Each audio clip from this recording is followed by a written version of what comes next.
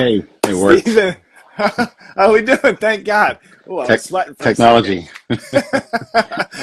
How we doing? How's it Good, going? good. How you doing? Man, beautiful. Thank you so much for taking the time, first and foremost, today. No Holy problem. man. Thanks So for asking. you're back in Ireland, eh?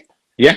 That's where I'm based. I live here. I'm not Okay. from here. I moved to London a long time ago, hmm and then just halfway through COVID, decided to come back. So I'm based here. I sort of work everywhere else. So anytime I'm home, I'm usually just home. It's rare that I work here now. But yeah, so I'm either gallivanting all over the world somewhere, or I'm at home chilling. Beautiful. I guess that, it just must have slipped that some of the interviews that I was reading and listening to must have been around COVID because you had mentioned, Ireland time, and I was like, oh shit, I thought he was in London right now. Yeah. I mean, Ah, it's the same time, same time yeah, zone. yeah, But yeah, sure. That I've makes been sense. back here a couple of years. Yeah, sort of halfway through COVID, it was, we were one of many people to sort of escape London and go, right, let's go live somewhere else. Oh, oh man, and so I have to ask really quick before we dig into all these beautiful things with film interests and different, aspects of, personals. And I hope this isn't offensive that you don't drink, but if I'm going to Ireland, where is the go-to for a Guinness? I, I'm Irish. Everywhere. Is there a It's, particular yeah. spot for you though? No, I don't drink Guinness. I'm a terrible Irish person. I don't drink Guinness. But Okay. you can talk to many Guinness drinkers in Ireland, and they will all tell you the name of a different pub that serves the best pint of Guinness. Uh, But you know, but by and large, it's all pretty good. wow. That's I guess that's a better answer than I could ask. If it was just maybe one place, it's like, oh well, then all the other places aren't doing it right. But Nah, you're good. okay, You're all good. right. You once you land in the country, it's all pretty good. Okay, beautiful. Now, I mean, digging into all these fun aspects, and early on in life, your interest with film and comics and drawing, making models, movie magic, and cinefex. What are a couple of tangible things when you were a kid that you really wish that you would have still had from your childhood, or maybe still do have? Well, funny enough, I have one of them, or I took the time to go find one of them. I have it here actually. I have when I was very young, I Oh, was given oh this. my God. This was put out obviously when Star Wars came out. It is the story of Star Wars. Marvel UK did it. I don't think it was released in the US. And my dad brought it home from the shops. One for me, one for my brother, because we were both really crazy about Star Wars. And in it, it kind of gives you the story of the movie in pictures, and then it gives you some history about the movies that inspired it, like Swashbucklers and Flash Gordon serials. But there's a huge chunk of it is devoted to how they made the movie, and that was my first exposure to seeing Whoa. anything behind the scenes. I had no, Yeah. I think I saw Star Wars when I was five, maybe. So I had no idea, and it wasn't something that was really talked about. It's not like my mom and dad knew anything about it. Uh, They knew there was cameras and actors, and that's kind of it. But in that magazine, it kind of goes through a lot of the what the production designer was doing, concept art. Ralph McQuarrie. There's a bunch of photographs on location. There's a big section on the creatures, and obviously there's a big section on the miniatures, the model making. And you see photographs of these guys there building models, and it just looks like fun. I mean, it looks like that's that's me in my bedroom, but it's a much bigger bedroom, and they're all making models. So that must have planted the seed in my head that that was something that you could do as a job, and it just sort of steered me that direction from an early age. It made it look like movies were made through your hands, and I always oh found man. that that's like a that tangible thing is easier for me to learn rather than pages and pages of books and text and stuff like that. So Wow. yeah. Man, that is. I mean, that's awesome too. Like, I don't think I ever remember because I mean, you mentioned that maybe that wasn't released in the U.S. and we had collected a lot of things. When I was a kid, and I had older brothers, and they had all the Star Wars stuff from when it was releasing, and so some of those original figures Hmm. and planes and man, that is so Yeah. cool. I love that. And I mean, aside from Star Wars, were you into other like bicycle cards and different things like that, or do you have I any mean, different this collections? if it had Star Wars on it, yes, I was. I used to watch. I used to watch a lot of fantasy movies, all the Harryhausen stuff. I was Okay. Jason and the Argonauts was a big thing for me. The skeletons. I was into monsters. Uh-huh. That was kind of what I was interested in. And my dad was really good. My dad was a teacher. He's really good at reading bedtime stories for both me and my brother, all my brothers. And so we had a decent collection of kids' storybooks, which a lot of which were grim fairy tales. Ah, And again, that's okay. all quite dark and fantasy and stuff like that. So I was always interested in anything fantasy related. I was huge into superheroes. Again, there was a slightly different sort of comic scene in Ireland because we got all of our comics from the UK. So Marvel UK would print what you would consider oversized comics that were the Oh, same okay. size as like Judge Dredd magazine and stuff.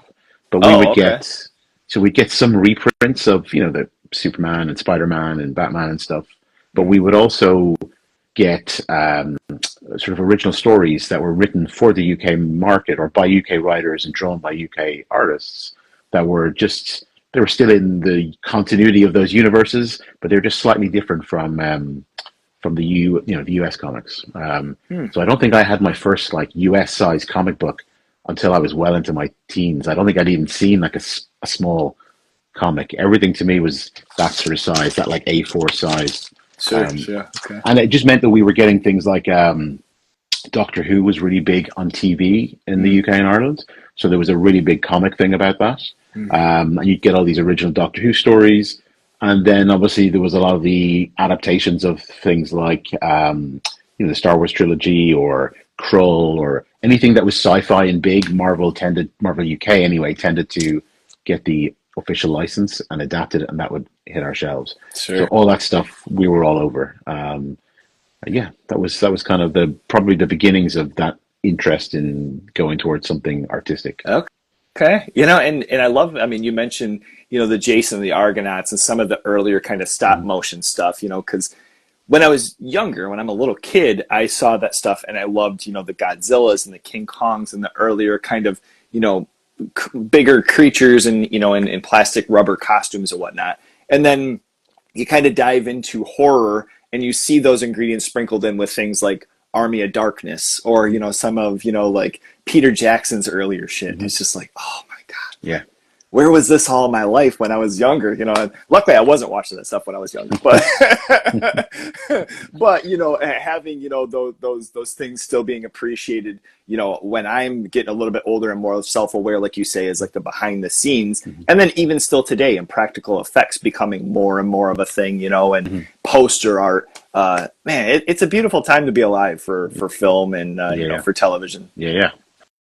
It was certainly a great time as well in the 80s. It's very inspiring, Mhm. even though maybe from one perspective, you might look at it and go, well, a lot of the movies were, you know, a little maybe Marvel-esque, but we had incredible artwork for the covers, incredible posters, you had a huge sense of creativity of people trying to do stuff with effects that maybe they hadn't done beforehand, or obviously Star Wars spawned a whole slew of sci-fi and fantasy movies, and people thinking, oh, I can, break this sort of boundary, with this kind of effect and things like Mhm. that. So, that became a really inspiring sort of period of filmmaking, even if the quality wasn't always there.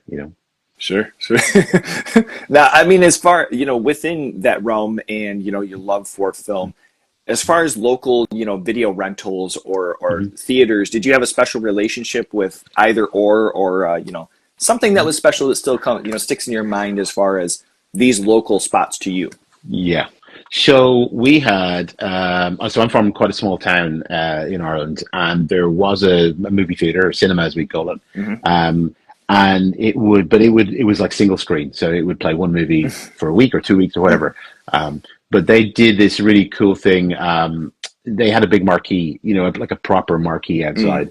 So I would walk past it almost every day on the way to school or on the way to the shops, and they would have a coming soon section, and they'd get all the big posters in for the coming soon section. So even if the movie that was playing was, something that I wasn't interested in or I wasn't allowed to see, the posters were incredible, and the posters would be my first exposure to what the movie was. There's no internet. You're not necessarily seeing, trailers on TV. So my first exposure to a lot of movies was the poster and going, wow, that Hmm. image, that looks amazing. I've got to see that movie. That looks amazing. And then they would do this cool thing in the summer vacation when the schools are all out, where a couple of times in the summertime they would do a free movie for kids, a free matinee, just to keep all the kids out of the parents' way and stuff. And you had to queue up. You couldn't book tickets, so you go through the ritual of going down there and getting early there. So you can get guaranteed a seat, and you queue up, and you're there with your mates, and you'd go in, and you wouldn't know what the movie is, and you would sit down, and then the curtains would pull, and it would be whatever that movie was. So I have a memory of going and seeing Star Trek 3 there as a surprise movie, and Oh Willow. man. I'm just going, wow, this is Oh, amazing. This is oh great. man. Yeah, this is cool. I think Willow was 1987, so I would have been 10, Uh, 11 years old. So that kind of blew my mind a little bit too. wow. And it's everyone is getting blown away at the same time. There's a Sure. silence obviously, and everyone's like goes from being really rowdy kids to, and then Wow. you've got, they're into it. So, and then we had a couple of video stores sort of in this town and the next town over. And the sort of my overriding memory of that again is the cover artwork or the cardboard standees. Hmm. You'd walk in and there'd be a 7 foot standee of Darkness from Legend, and you'd go, "What the fuck is that movie? I need to see that." Or RoboCop 2 punching through the wall. And it's like, and all the covers. It's a bit like now with vinyl. I have a big vinyl collection. I like the sound of it, but more importantly, I like the real estate of the cover for the Hmm. artwork. Hmm. So back then we're renting VHS, or we were renting Betamax at one point, and the covers, the cases were bigger, and they were chunky, big plastic, chunky things, and Hmm. that you could see this cool poster on the front of it, and you'd go up to the desk and be like, "Great, it's tonight. It's going to be Aliens or Back to the Yeah. Future, or Yeah, depending that's on whether your mom and dad were home." okay. Were they kind of particular with what it was that you were bringing home or watching, or was there a little bit Yeah, of leeway? they were pretty good though. And obviously they were the ones taking me to the movies from a Sure. very early age, so they were good about making sure I got to see the Star Wars movies, and the all the Spielbergy Amblin stuff. When I started expressing an interest to see Aliens and Alien at a very young age, they probably resisted that quite a bit, but I Hmm. got around it sooner or later. So Sure. Right. And we're kind of touching on Star Wars. I don't want to get too sidetracked here, but sure. I got into kind of a little bit of a scuffle yesterday talking about some Star Wars, lore in a sense, and I had said that I feel like Rogue One might be the fourth, if not third, best Star Wars movie of all time. Is Yeah, that a hot 100%. take? 100%. No, you're bang on. Yeah, yeah, Is that yeah, uh, movie not fucking yeah, amazing? yeah. It's fantastic. There's Yeah, no reason for that movie to be that good. yeah, Especially you go in and you kind of know where it's going to go and you know what's going to having a straight up war movie within the Star Wars universe and mm. just the ending and Darth. I Okay, think. I I mean, won't go maybe too one of the far with things that makes it so good though is I think you go into that. I would have thought as a writer, that the ending is going to be a downer, which gives you the freedom. Everyone's getting on board, going, "It's okay that this is a downer." You're not trying to set it up for another 10 sequels, and I think that's where we all go wrong with everything else. it. Everyone's afraid to nowadays, or so it seems, afraid to damage their franchise, afraid to take chances with their franchise. They have to think about the next 6 or 7 movies and the Hmm. merchandise. Whereas it Hmm. kind of feels like Rogue One was like, no, we know this is one and done, so we can Hmm. commit. Yeah, And I thought that kind of came out really well. man, that movie is so badass. My buddy Kyle was just mentioning on it. He was one of the people that I was talking to, and it stemmed from somebody at Mhm. work who was trying to say some other rubbish and mentioning the episode one, and I'm like, brother, I can't talk to you anymore. Yeah, We're not going to have this conversation. unfair. Now, I mean, over the years, and you watching, horror movies Mhm. and some sci-fi and different things, is there an irrational fear that ends up developing at one point or another? What Yeah, comes to mind there? I'm going to say the only irrational fear I have is I saw Jaws at a very early age, Absolutely love that movie. Scared the living shit out of me, Yeah. and I still won't get in the water, or I'll very reluctantly get in the ocean. Even though Yeah. there's no sharks in Ireland, there's no sharks in the UK, or none that are going to do you any harm. But I am super, super, super cautious about being in the water. Totally irrational, but there you go. I Yeah. also have a small fear, or I figured I would have more of a fear, it would be more of a thing in my life with quicksand. Because every movie that I would watch on TV, every Tarzan Oh movie, there yeah. was quicksand. Every sort of bringing back alive TV episode, there was quicksand. It was just Yeah. everywhere in the 80s, and I just thought, wow, that's obviously a thing. But Yeah. yeah, still have not managed to get myself into quicksand, thankfully. Thank God. I thought you're gonna. I thought that was alluding to saying something about that there was quicksand in Ireland. I'm like, what the No, fuck? I've never no, heard this yeah, before. hell no, no, Jesus. it's not. Ireland's one of the safest countries. Like no poisonous snakes. There's no snakes basically. There's no poisonous anything. It's pretty safe. There's definitely no sharks in the sea, and there's no quicksand. And yet, I'm terrified of both of them. Boy, oh boy. Yeah, I mean, you mentioned that too. Jaws was something.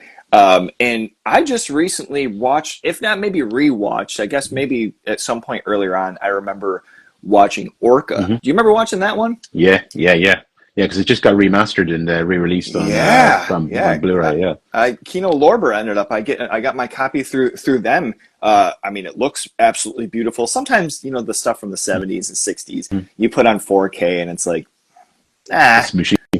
it. I mean, it looks and sounds absolutely great. But the thing that struck me about that was like half of the effects in that movie and half of the pull-offs with I don't know like what is being blended into like what is actually being done to these Hmm. whales and what was a practical effect. That movie Hmm. was holy shit. Yeah, So well done. I have a memory. I must check it out. I've sort of a memory of one particular scene where someone gets her leg bitten off, and that's kind of all I remember from the Oh, movie. okay, okay. But because Jaws was so successful and made such an impression, I would, if there was a movie um, cover that had sharks or killer whales on the front, Hmm. I'd be like, oh yeah, I gotta see that. Um, so there you Yeah, go. I love that. I don't feel like any. I mean, I don't. I feel like Orca might have been the one that was probably the closest to like Hmm. a second to Jaws. I mean, I feel like Hmm. for the most part the drifts off are like, here we go again. Yeah. No, I mean, as far as so going from interests and then you start developing, getting into film and working, on film and kind of being involved and having a conversation at Bomb Keen's studios. Hmm.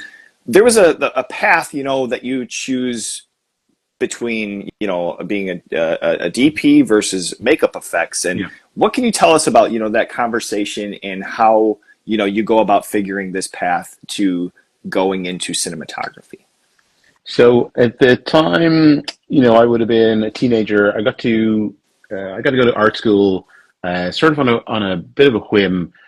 You know, um, I was kind of working at home, drawing a lot of comic booky stuff for myself, thinking that maybe I would go to art school and possibly become a comic book artist or a storyboard artist or do something with drawing.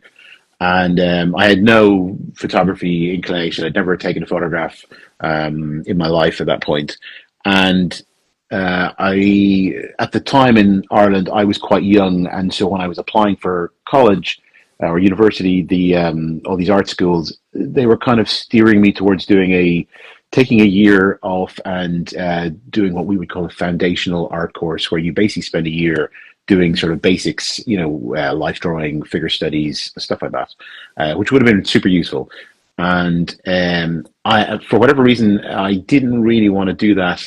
And my mum, funny enough, spotted this advertisement for a the main film school or one of the main art schools in Ireland was doing a makeup course for film, and she said, "Oh, maybe you should try that." And I applied for that, and I got it. And they were like, "Yeah, come on in."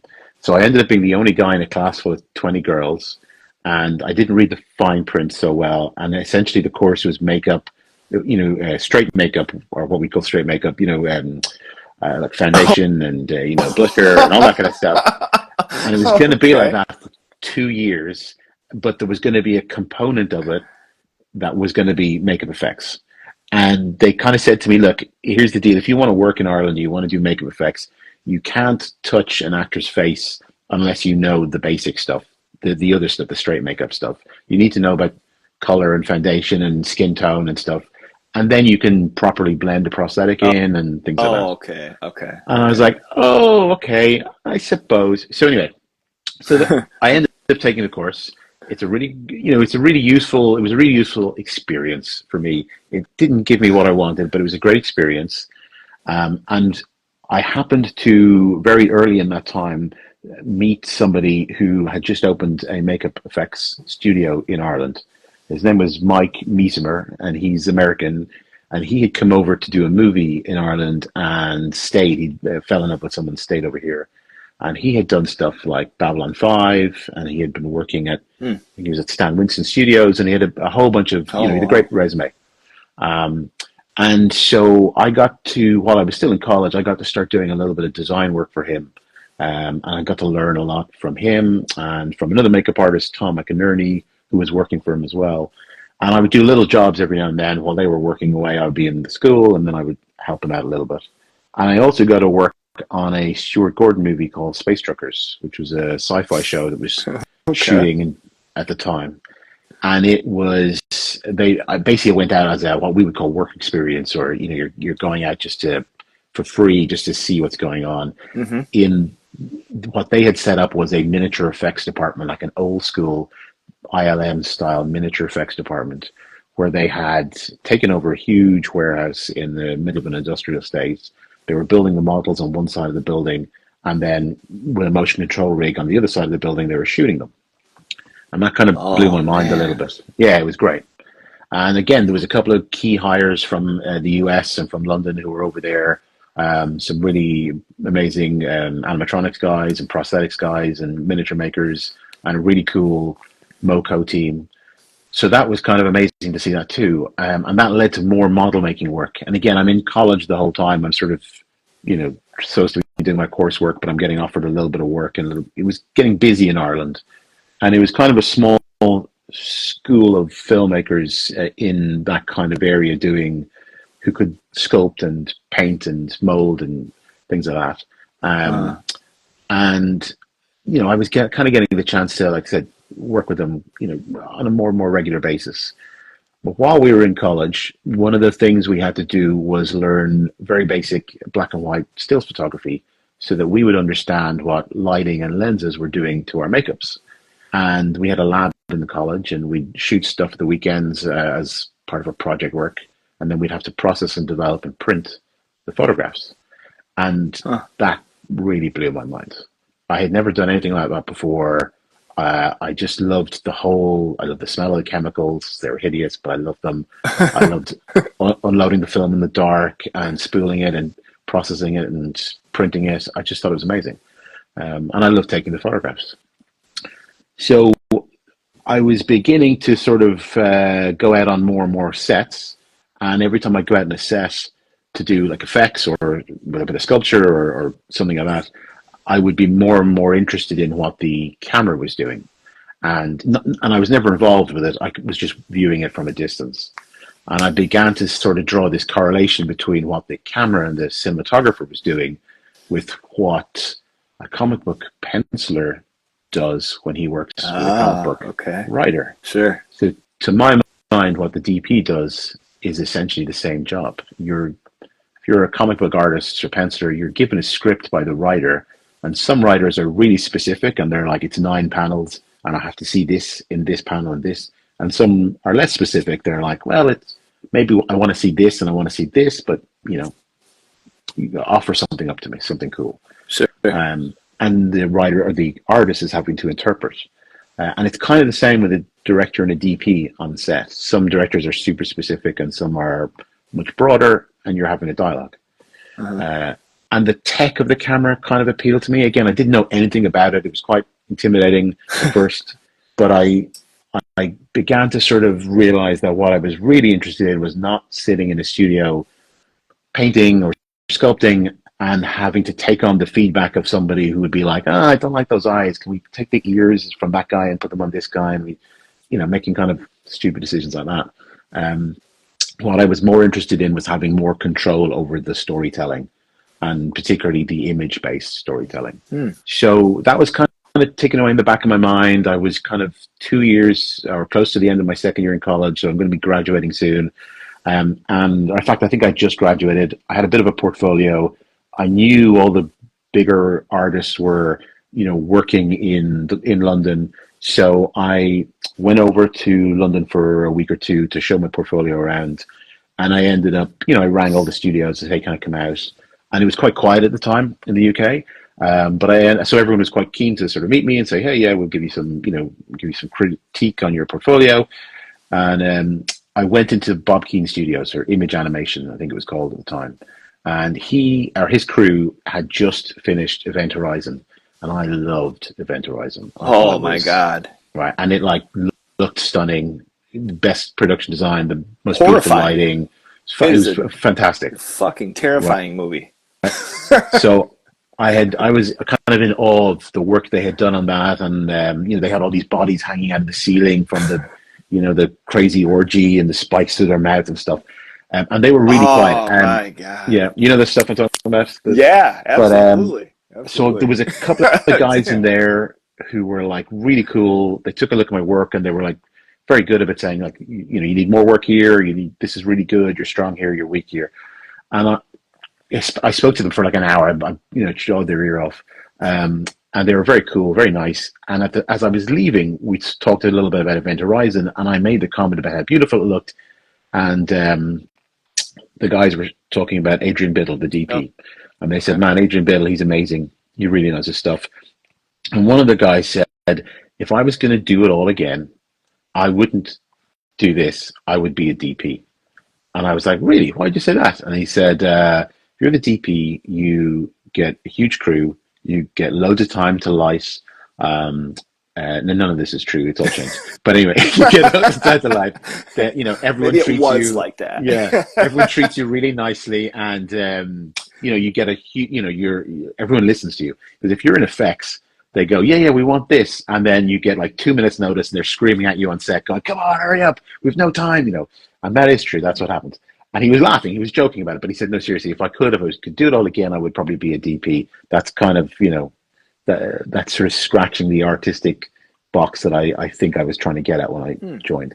And I went, wow, funny enough, I'm having that sort of debate in my mind. And I kind of gave him a very quick spiel of, I've done this. So I'm thinking of going into photography or going to cinematography and joining the camera team. And he said, yeah, do it. I would do it. And I went, okay. And I literally walked out the door and I went, okay, that's what I'm going to do. So I went home Damn. and yeah, I went home and I just started trying to get work as what we would call a camera trainee, or you might call an intern. And that's like a whole bunch of cold calls. You're like trying to find the numbers of all the camera assistants, and you ring them and you go, "Hey, I know nothing. I'm new. Can I, get some work?" And they all go, "No, fuck off, leave me alone." Um, and then you ring them again a month later, and they've forgotten who you are, and then that goes on. And eventually, somebody goes, "Sure, I need help on whatever job." And that was kind of the beginning of me trying to get into the camera team. And it was like a stepping stone. So then I ended up doing what would be called the old school system, where you start as an intern, a trainee, and you work for a year like that, and then you become a second AC, and then you become a first AC, and then an operator, and then a DP. And I did it that way. Damn. Yeah, yeah. So Now, it was different. I mean, okay, so, and this is something I guess where, like you mentioned with that initial idea, you're going to be at the very bottom, like foundation of like, where do I start? Is this something, and this is just my imbecile mind because I'm not, overly familiar with how all of it, any of this works, but are you having to then find like a rig, or is this something where like you are like using rentals while you're on set? Like, how does all that work as far as like the actual, like camera and all that and taking that on? Oh no, you're not touching any of that stuff. I mean, well, you are and you aren't. So again, at the time, slightly different now maybe, but at the time, there was no digital. Everything was film, Hmm. and there was a dozen different camera systems that you needed to learn, between Arriflex, Panavision, Aton, the high speed cameras, some of the VistaVisions, stuff like that. You needed to be able to, know how they were all built, know how to load all those magazines. They all load slightly differently. They all have slightly different accessories. Some of them do something well, some of them don't. And so that's like a learning process. That's not something you do overnight. Mm-hmm. So the system, the sort of certainly the UK and the Irish system, which is essentially the same thing, is you start as a trainee and you are effectively making teas and coffees and learning from the second AC who starts showing you things like how to put the slate on, the correct distance depending on the focal length, and the very very basic stuff, how to drop marks in the ground, and then you're kind of learning the cameras piece by piece, so that when a focus puller or first AC says, "Hey, go to the camera truck and get me the 11:1 zoom," you know what that is. You know what accessories it needs. You know it needs the matte box that's 6 inches to cover it, and you're just becoming a bit more efficient and a bit more camera savvy. Okay. Okay. None of which has anything to do with lighting or cinematography per se, Mm-hmm. but what it More of on the teaches job you, training kind of. yeah, Yeah. yeah. Okay. Okay. And then Gotcha. what you are learning is, if you're clever, if you're smart, you're learning how to function on set and how a film set functions, how the crew function, and who to talk to get something done. I need this. I need a ramp built for this pallet to get up here. Okay, the electricians will do that with the grips or whatever. So you start out, you know nothing. You literally know nothing. You're fucking useless, and I didn't even know how to make a cup of tea because I don't drink. So I was really useless. Like, what the fuck are Yeah, you here? yeah, exactly. Um, but you do pick it up. You pick it up some slowly, some of it slowly, some of it fast. Um, and it does, or I have found it's stood to me now as a cinematographer, because a huge part of what you do as a DP is about management and managing your crew. There is there is this, there is half the job is this beautiful artistic, I'm painting with light, side of things, Mm-hmm. and the other half the job is management, time management, and people management, in Mm-hmm. order for you to be able to paint with light in an artistic way.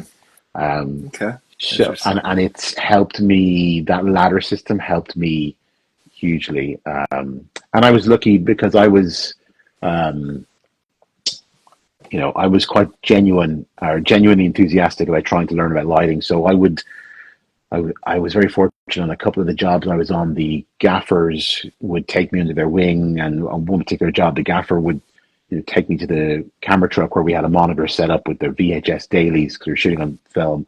And the next day, if I was asking questions about a lighting setup on Tuesday, when the rushes came back on Wednesday, he would take me into the truck when there was time, and he'd say, "Okay, have a look at this. You were asking yesterday about that quality of light and why we're using this tool or why we're using this diffusion. Mm. Here's the results. This is why it's doing this. This is how much it's wrapping around someone's face. This is why it's shadows falling here." And you kind of go, "Oh, right, okay, great. That's fucking really helpful." And it's kind of the same with when I started operating, I learned a lot from dolly grips, because dolly grips are effectively half of the camera operator. They're moving the camera in a left to right way, or in an in and out way, or they're using the Technocrane. But in the really good dolly grips are super tuned into people's movements. So when the classic thing that catches out every new camera operator is someone sitting at a dinner table and they're going blah blah blah blah blah, then the actor goes to stand, and because they don't stand up like this, they always stand forward and it's a slightly different way. It's really tricky for an inexperienced operator to anticipate that and hold the correct headroom. Mm. But a really clever, good dolly grip has been doing that for years, and they're able to help the operator out and control the timing of the boom. All this stuff that, again, it's all very kind of basic stuff, but it's stuff that you don't get to see in film schools. You don't, well, certainly didn't at the time. It's stuff you kind of learn on sets when you start realizing that there is a whole bunch of people here contributing to the execution of that shot. It's not just the DP or the director or one person. Mm-hmm. There's a team here, and getting that shot to work really well and really effortlessly requires incredible team effort, and therefore requires really good communication within that team.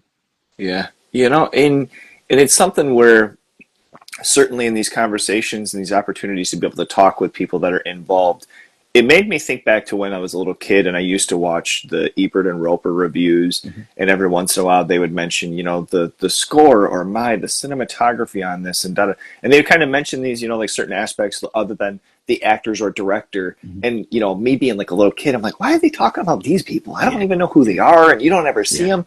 And you get older and you realize how many aspects to this thing that we're watching for an hour and a half, hmm, how many people are involved with this. And that's why, like so many times, even when I'm on here and I have opportunity to do a movie review, I'm not ever on here trying to shit on anything. If I don't like it, I just don't necessarily hmm, say hmm, anything.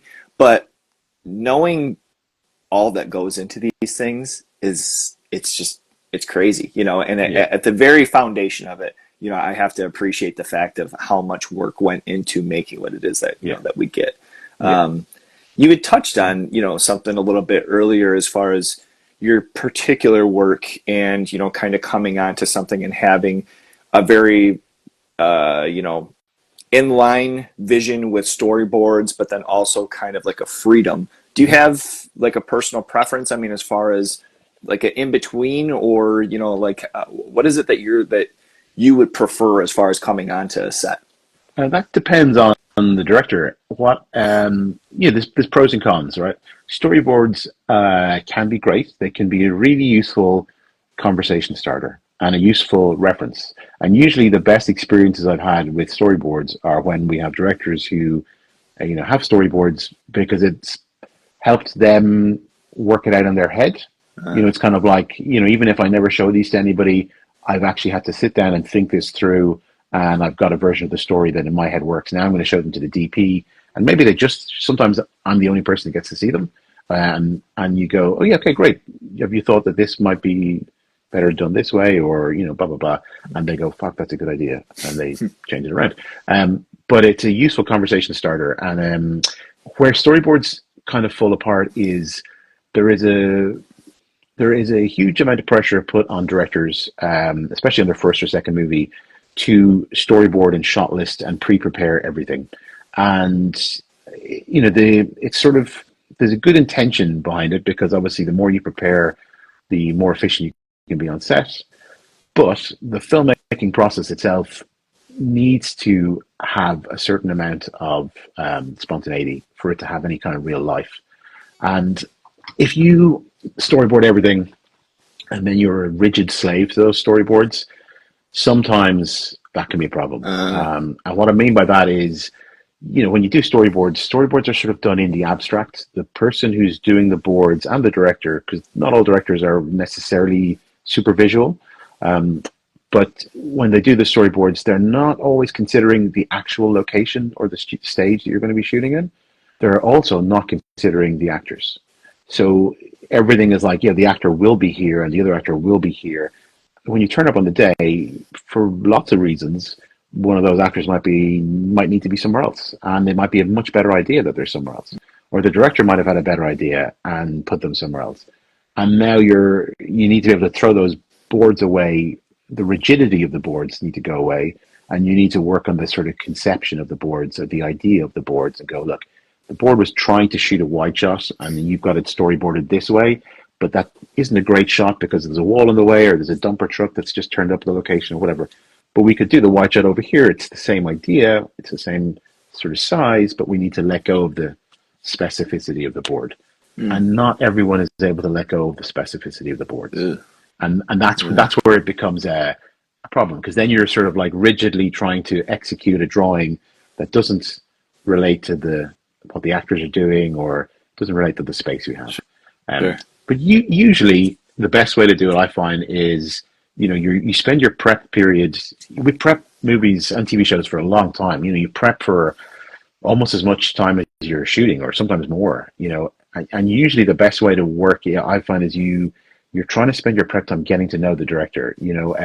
It's like you've just met your best friend, and you're trying to, but you have to figure out all the backstory. And you're trying to figure out, oh, actually, he likes when he says dark, what he means is not as dark as what I think, or he means really Mm, dark. You're trying to figure out sort of stuff like that. communication. Yeah, Yeah, yeah, and okay, go, okay, okay. actually, when he says, oh yeah, I don't do very many takes, what he really means is I do 12 takes. That's a lot of take to it, and you're just Right. trying to kind of gauge all that stuff. And you're trying to do that with the designer, with the location manager, with the first AD, with the producers. And you're also trying to figure out the dynamic of, you know, who actually has the power. Is it the director or is the producer the one calling the shots? Or is it the showrunner if it's a TV show or the exec producer or the studio? Like whose movie are we making? Hmm. You know, and then in terms of the specifics or the storyboarding or shot listing of it, normally, the best way to do it is if the director has an idea for, say, certain sequences that might be complex, technically complex, like a chase sequence or a stunt sequence or a visual effects sequence, they'll storyboard those. And that's really useful, again, as a conversation starter. But you kind of have to caveat it with, like, we're not literally just shooting these boards, or we're not, it's not a commercial. We want to, this is the intent, but we reserve the right to go, hey, you know what? There's a much better idea on the day that's happening right in front of us right now. Let's Hmm. react to that instead. Sure. Um, Finding and the then the other, practicality available. yeah, exactly, exactly. So, Okay. so you're, I think it's a phrase I stole from someone else. You're preparing like Da Vinci so you can execute like Picasso. Ah, okay. There you go. Just keeping a head on a swivel, and not necessarily being Yeah. completely tied to, because I feel like that's even a thing with like script. Like obviously you have a story and lines, but somebody kind of diverts off a little bit, and it's something to where it's like, wow, this is very much that character, and that was something that they Mhm. would say, like, hey, Yeah. why not keep that, as And like I well. said, every combination of director DP job is going to be different, and some writers they might be super rigid about the lines, and maybe they've got the power in the relationship, and so you have to respect that. Or maybe there's an actor who is very particular about the lines, or very particular about not saying the lines. And again, it just depends on the kind of collaboration and how much of that you need to respond to. But it's Mm-hmm. really good to be able to respond. Sure.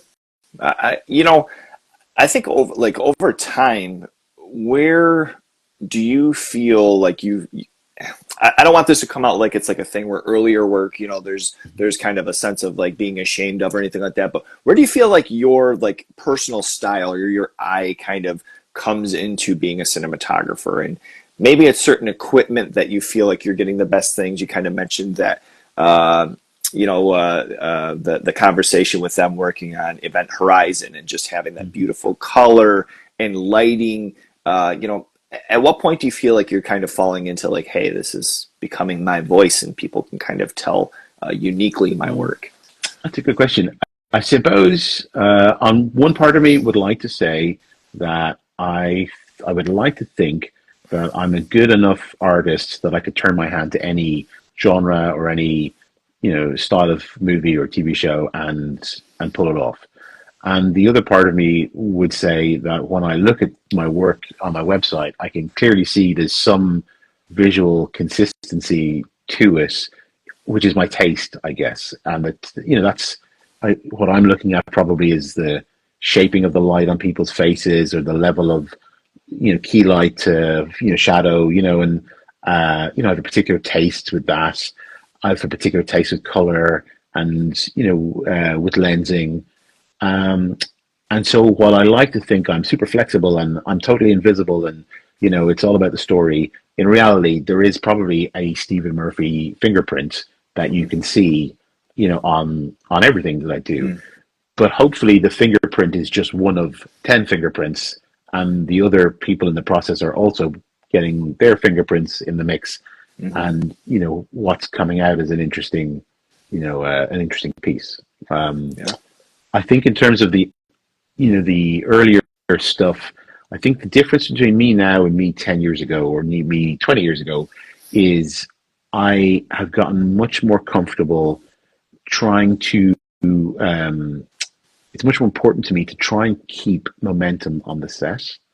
And what I mean by that is, it takes a long time to get stuff set up and get stuff lit and get the cameras in place, and you need to give the actors rehearsal time, the director, and the art department has to do their thing, and it's so what I kind of hate is spending 2 hours setting something up, shooting for half an hour, then spending another hour setting the next shot up, shooting.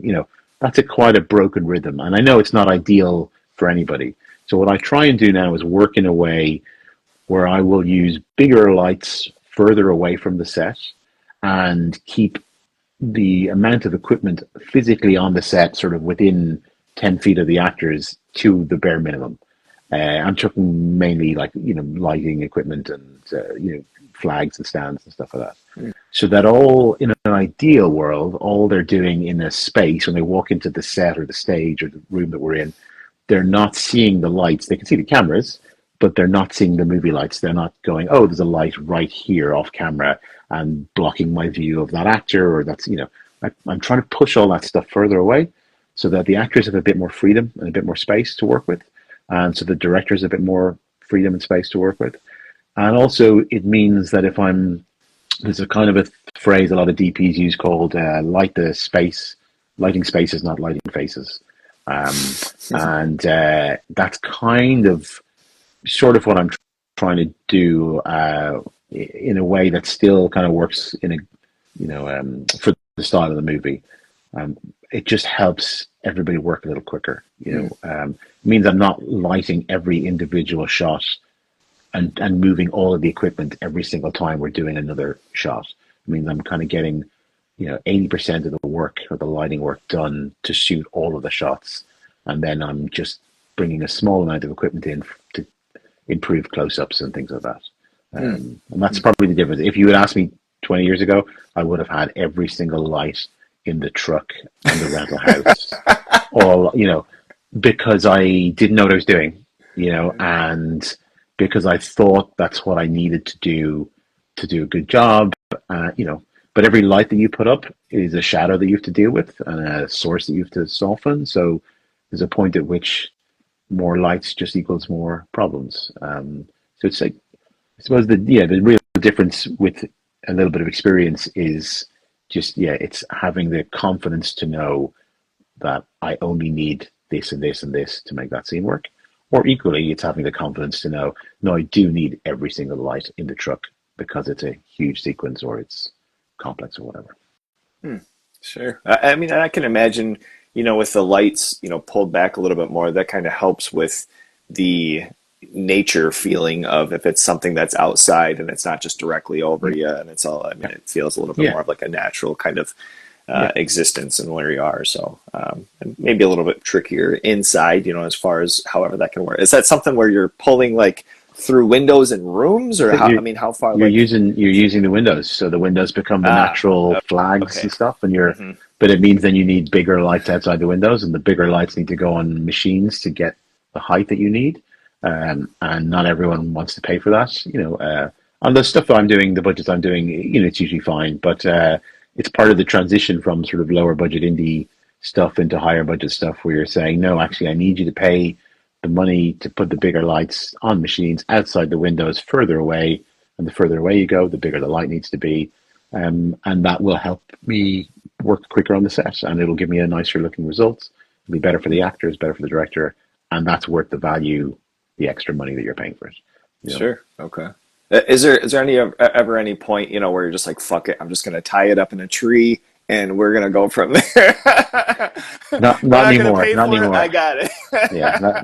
I mean, maybe if I really had to, there's definitely you're still definitely doing like lo-fi stuff, Sure. for all the, the massive cranes and machines and stuff that you have. There's definitely still a lo-fi thing. I mean, I put lights on the ground all the time. Like I definitely go, yeah, fuck it, just put it on the floor right there by their feet. And people are like, really? And you're going, yeah, no one's going to stand there, just put it right there. And it works great. And sometimes beautiful. you take, it's whatever suits the shot. Maybe an example I can give you is I did a season of Atlanta, and my very first day, our very first shot, my very first day in Atlanta was in a location in London in this kind of an old boarded up house, and the characters have to walk up this sort of staircase, this rickety old Harry Potter kind of staircase from one floor to another. And I looked at the director and realized this is an amazing location. The walls are all crumbling. It's perfect. And there's all these bare light bulb fittings kind of hanging in the ceilings. And all we did was change the light bulbs to slightly stronger light bulbs. And I said, that's all I need. I just need a couple of light bulbs. And everyone was kind of looking at me going, you sure? It's like all the cast are here, very dark skin tones. The walls are really dark. It's nighttime. I was like, this is all we need. And I went, okay. And I had like two trucks of equipment sitting outside to be used if I wanted it. But all I needed for that scene was a couple of light bulbs, and it looked beautiful. No shit. 2 weeks Wow. later, I need a different, I'm in a different location. I need a whole other level of gear, and I have two trucks full of lights switched on coming through the windows because that's what that location needs. Right. So it's the confidence to know I just need the bare bulbs, or I just need this, or I really need all of that stuff, Hmm. and not just trying to solve every location the same way. I mean, and I would have to assume as far as building that rapport, when you're first on set and you're kind of feeling, each other out and kind of, going back and forth and having those conversations, that would probably be a big moment of confidence when it's something that is very, like low budget, hey, I'm not even asking for anything. We need two light bulbs that we're putting up here and it's going to make everything what it is that we need. It's like, oh shit, this guy's not asking for fucking boom stands and everything. Like, Yeah, okay, maybe, and with time, as you say, I mean, with yeah. time It's on sets and it's time. It's confidence. It helps to have a deep, boomy voice that sounds confident, and it helps to have a beard, which makes it look like you're older than you actually are. And there's a little bit of a poker face quality to it too, sure, sure. Um, but it's no, it's you and you are surrounded by people. If you've done part of your job right, you've hired a very experienced gaffer, a very experienced best boy, and you've got experienced crew around you, and they're backing you up. So if Hmm. I really needed to pull out extra lights that night instead of just the two things, that's why the trucks were outside. Hmm. Just in case. Yeah. But I just mean on that other end, that kind of shows like a confidence of like, Mhm. this is all this guy's asking for. And Yeah. I mean, obviously he has some sort of an eye for what it is that's going on. So, Yeah. I mean, Yeah, it's a, I mean, it's a beautiful and thing.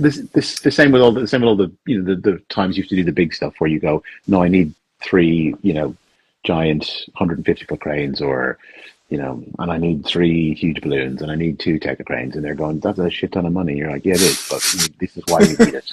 Yeah. So Right. I'm good at spending other people's money. Yeah. Well, a couple of your projects I wanted to dig into, Hmm. here, and first of all, a friend of the show, John Evernall, that absolute rascal. Hmm. Some of the things that he comes up with, I don't fully understand where they come from in his brain, but Hmm. I always love to pick. And yeah, how do you come attached to my mother and father, and meeting John Evernall?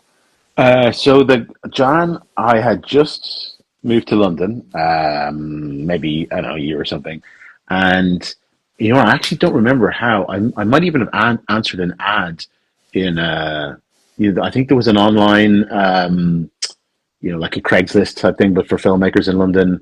I think they were posting there looking for a DP, either that or someone recommended me to them. But I have a feeling it was the posting. Hmm. So it was Jan and his producers, James and Russ, and they were going to make this crazy horror shorts. And I met Jan, and Jan's lovely. He's really nice, and he's crazy, and he's like, but what was really interesting about him was he had a very clear idea. He was very confident, even though he was really young. He was very confident about the story he was trying to tell, and that's what you need.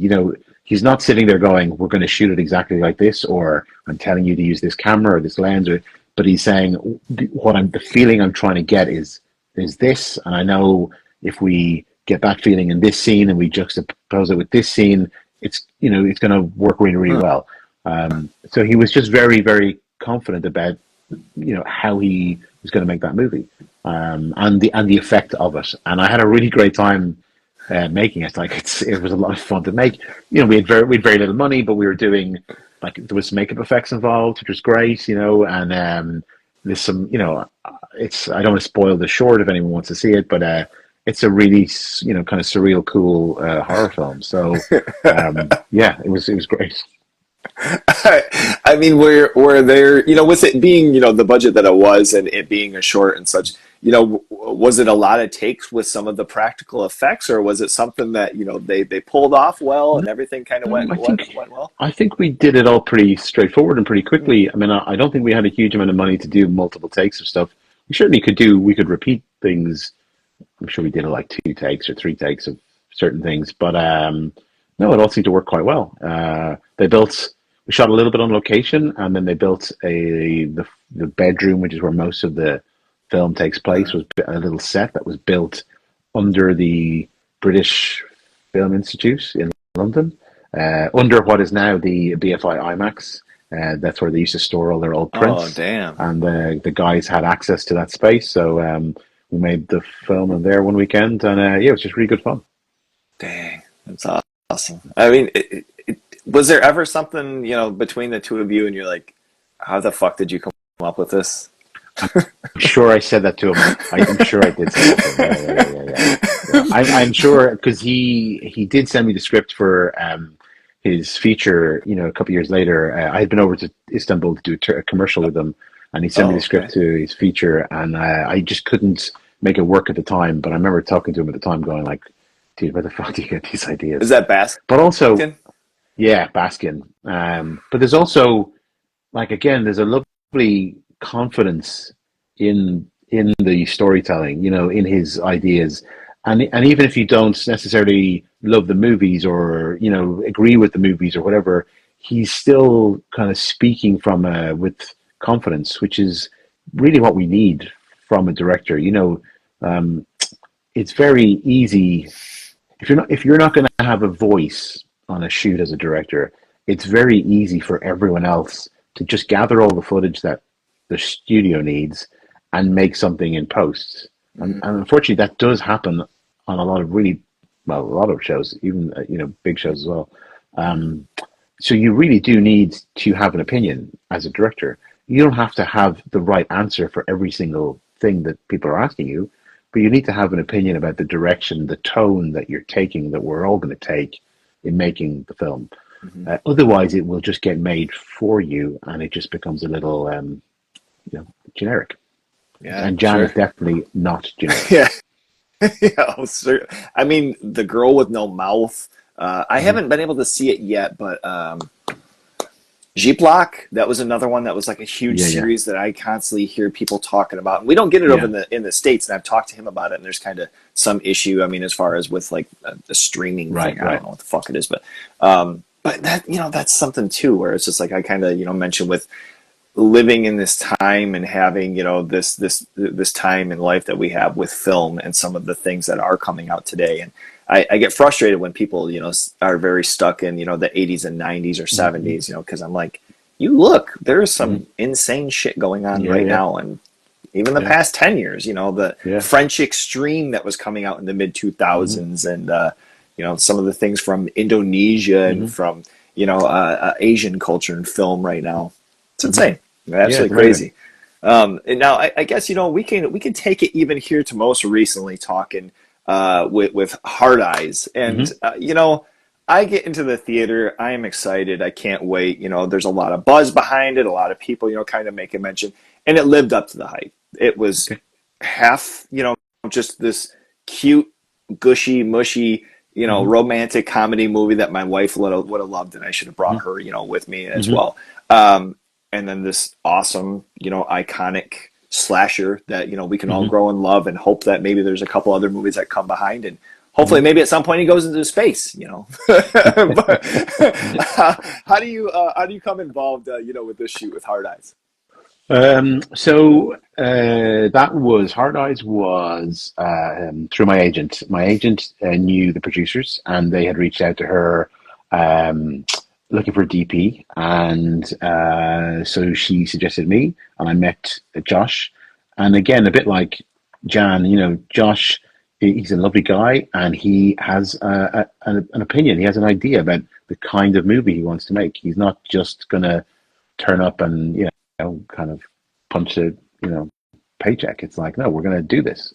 And he was very, my main question to him in the first meeting was about the tone of the script, and he was very, very clear about how we were treating the tone and how he was very, he wanted to make a very earnest love letter to rom coms, which he loves, and to slasher movies, which he loves. He wasn't trying to shortchange either one of them. Sure. And again, just having that unique voice, it's interesting to me, and that's what I will try and gravitate towards if I can is the interesting voice, because I think that's kind of what we've got to support if we want interesting movies. Hmm. Hmm.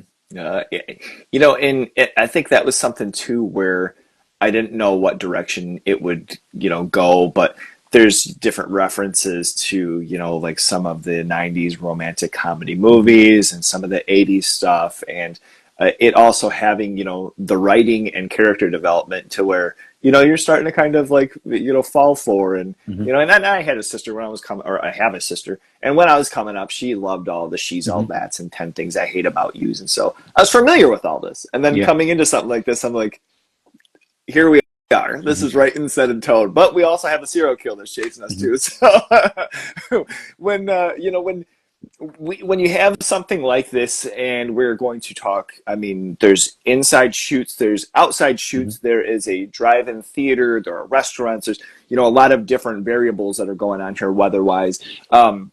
What goes into prep and organizing with Josh as far as for some of the blocking that comes involved with this? Hmm. So Josh is a great example in terms of what we were talking about earlier on with the storyboards. Josh will storyboard key sequences, and then he'll bring those boards to me, and we'll talk about the sequence as a whole. And we can make adjustments as we're finding locations and saying, oh, you know what?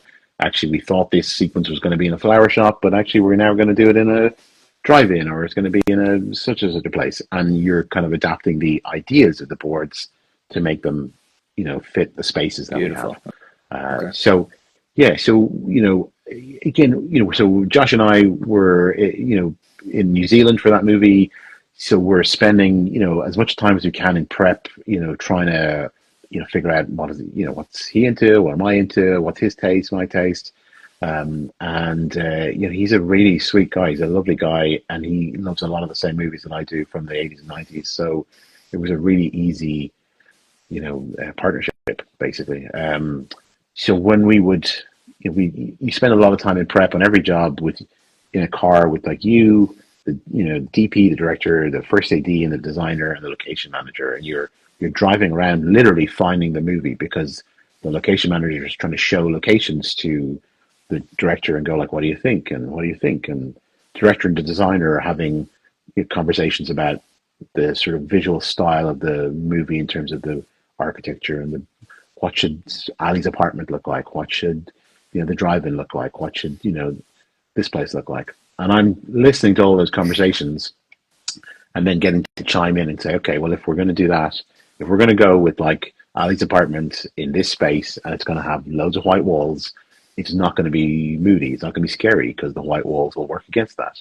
And then they go, okay, great. We need to paint the white walls. No, we need to find a place with different walls or stuff like that. Hmm. So it's like an ongoing dialogue that happens over the course of the prep, and you're constantly like revising your what you talked about last week.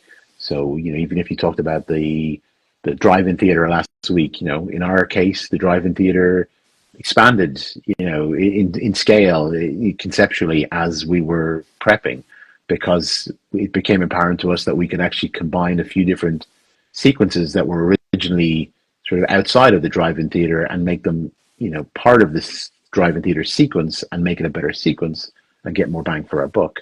So you're constantly having these kind of revisionist conversations about, well, last week we talked about this idea and this storyboard sequence. What if we did this and added this piece to it, or what could be extended here? Would that be value? So Hmm. it's like an ongoing dialogue, basically. Now, was were you involved like early on as far as like what the draw was to shooting in New Zealand? I mean, versus.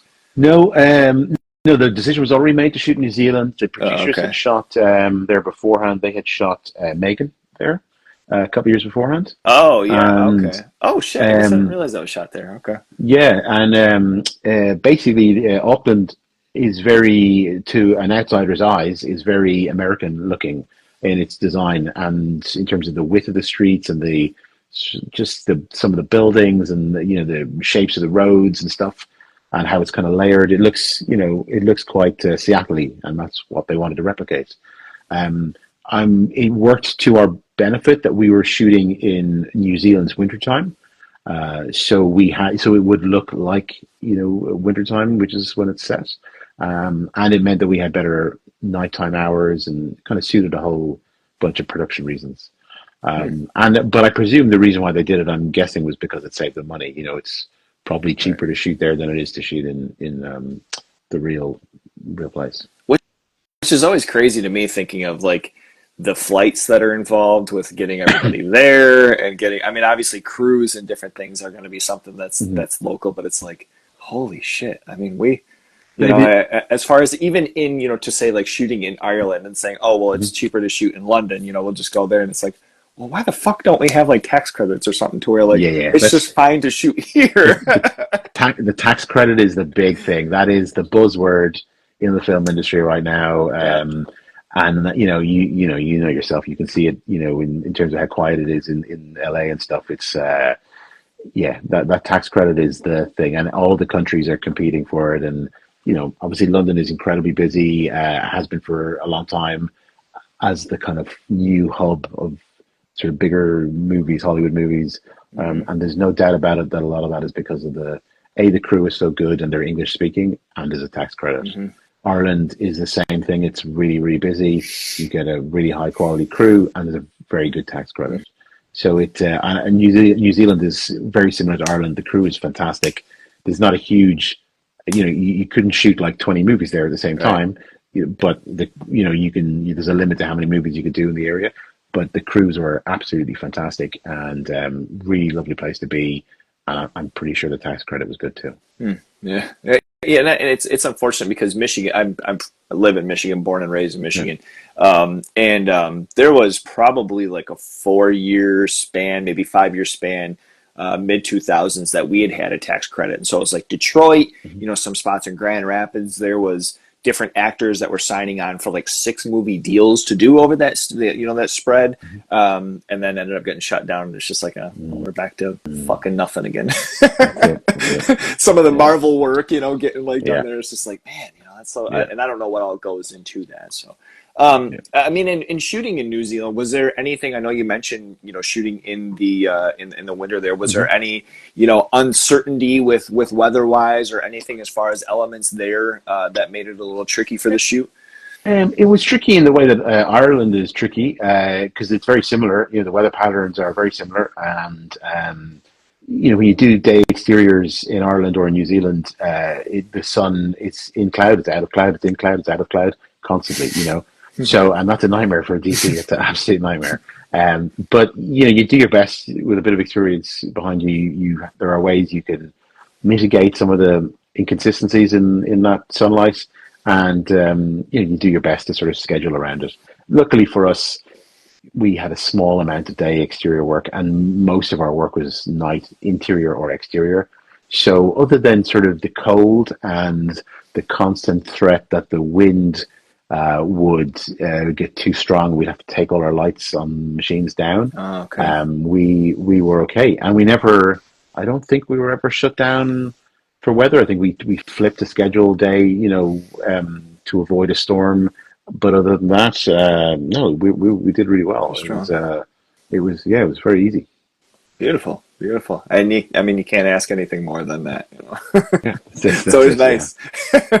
nice. Now, this is obviously this is still in theaters. I'm Mhm. not trying to put out major like spoiler things or anything like that. Mhm. Maybe a little bit as far as like working on it and things. But there's Mhm. a moment that happens in the trailer, and it's one of my favorite moments that I just had fun cackling at. Mhm. Where we have basically an expired woman. Her character just has a hole in Mhm. her head that that goes through her skull, and at the drive-in theater there, and if you can bring us back to earlier Sure, conversations of developing this and sure. what went into shooting. So, I mean, that was something. My memory is that Josh was very clear. He had that image in his head from the beginning. Okay. I uh, and when he explained it to me, I was like, okay, cool, great, we're going to do that, no problem. And then I just had to sit down and figure out how to do it.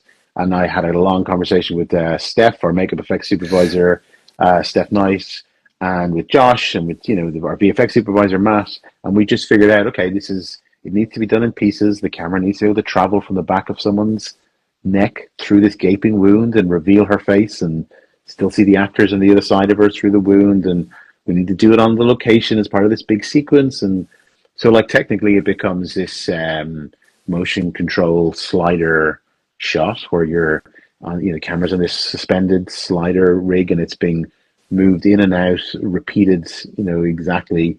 And you're shooting, background plates with the actors. You're shooting plates with a dummy neck, which has the wound, and the camera has this huge periscope on it that can slide through it. And then you're doing bits with the actress in the foreground, and you're comping it all together. And it sounds really straightforward. It sounds really easy. It's complex. It's technically complex. You have to light it. You use an awful lot of light to light that because the lenses aren't meant to be used at nighttime. You had to stop the lens from getting fogged up when it went into the actress's mouth for her half of the scene, and just silly little things like that. But it was fun. It was really good fun, and we had fun with it. It was on a very busy night. You kind of look at that and you think, oh, that's a cool shot, and it looks complex, and I'm sure they spent ages doing it. And in reality, we probably had to do a bunch of equally complex stuff before and after that. So that was just a window. That was like, yeah, that's a 2-hour window to get that shot done, or 3-hour window, whatever it was that we'd been allocated. And we knew how much time it was going to take. It had been very well scheduled by our first AD, and we just had to make sure we were hitting all the buttons and getting it all done, hitting all the marks, and not sort of slowing things down. So we did it. We had it ready to go, and we knocked it out of the park. Oh man, that was so. I mean, just over the top ridiculous, and that's like the fun thing with this, I guess, something like this movie is having the fact of it being, the horror element, but because there's even a sequence in the beginning, for anybody who hasn't seen it, that's just insane and goes, gore and anything that, that we can love and expect and want from horror. It's just ridiculous.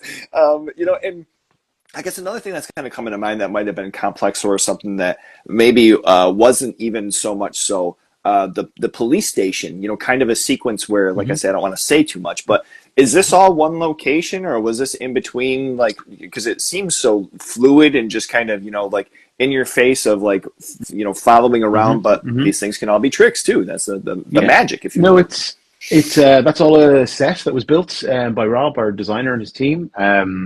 And it was built in an interlocking way so that we could try and get the most out of a journey, the travel journey that character takes. Oh, okay. Sure. It was also built in a way that we could sort of disguise the actual length of what we had built and sort of make it feel like there was more there than maybe, you might think. And, a lot of that is just clever design and clever, we thought about what we wanted the camera to do, and Rob was able to facilitate what the camera needed to do, and build the perfect set for the camera move we were trying to do. Okay. And it worked really well. Yeah. Okay.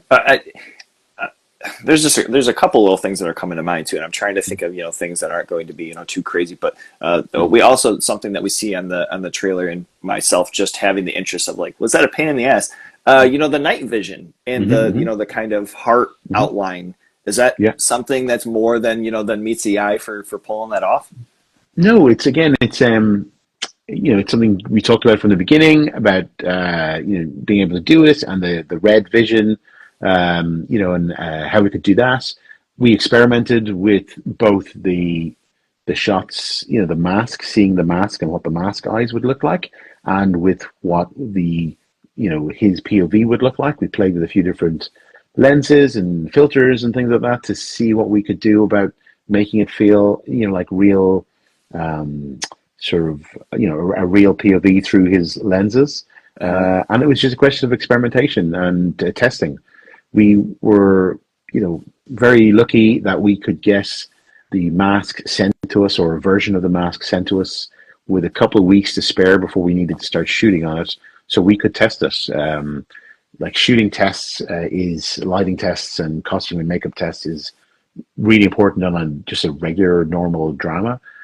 So when you're doing it something like this, where it's a very key character and the mask is such a big component of it, it's really, really important to try and get that sucker on camera, so that everyone can see it before you turn up on the day and go, oh, oh, it's it's too yellow or it's not quite red enough or whatever. Hmm. Um, and you learn a lot, about by putting it on camera and testing it like that. So I took a look at it with Steph again. We had a fantastic makeup team. So Tony Gardner and his team built the mask in the States, and then they shipped it over. And then Steph was able to kind of do very subtle paint jobs and texture work on it to sort of tweak it to camera based on our lighting tests. And we learned about how reflective the rims of the lenses should be. We learned about how bright the red eyes should be, or how reflective the texture of the mask should be, so that it feels like it has a little like skin-like quality or leathery quality to Hmm. it. Hmm. We learned about, I had a good idea about lighting it, backlighting it in a certain way that would help sort of accentuate all that texture and all that detail. But what I also then started to play with on the tests, which worked really well, was, everyone wants to not reveal too much of the mask, but they also want to see the mask. He can't be a total silhouette for the whole movie.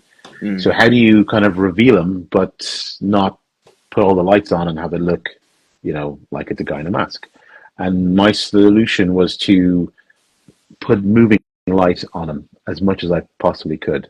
So you'd have, like in the vineyard, there's the rotating light, or there's which is sort of coming in and out of shadow, in and out of shadow. Then you've Okay. got the Yeah. rotating emergency lights, and that's giving a different quality, or flickering lights in the police station, or Okay. through atmosphere when you're outside in the park and things like that. Hmm. Just to help kind of disguise seeing it in its full, in fully bright light, and Hmm. just to help give it a more ominous quality. And all that stuff is stuff we figured out in the testing phase, and so then the shooting of it became quite straightforward. Beautiful. And I mean, once again, it's always it's always nice to hear something that gets to get pulled off and be a straightforward thing, and the professionalism. It's always. I can't, I don't know why anybody would expect anything less of you, Stephen. You sound like you're an absolute savant to have on set, and your story is absolutely awesome, man. It's been beautiful to have this conversation today, man. The deep voice and the beard help. If you don't know what you're doing, act like you know what you're doing. Have a That's beard and a it. deep voice That's and it. a little experience, and That's it. there it is. That's it. Foreign accent. It sounds, oh, he must know what he's doing. Stephen, thank you so much for the time once No again worries. today. This has been No problem. absolutely awesome. At some point down the road here, I'm sure that I'm going to be bothering you That's again for cool. digging into some other awesome project that you Cool. got going on. So you enjoy the Cool. rest of the day here, and once again, thank you for your story. Anybody who hopped in a little bit late, this will be edited. I've got new episodes every Tuesday up on my YouTube page. In the next month or so, I'll have this episode up.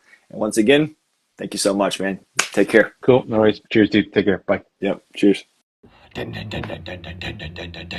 He's a lo-fi horror guy. Yeah, he's kind of a guy, but he is so lo-fi a horror guy. Yeah.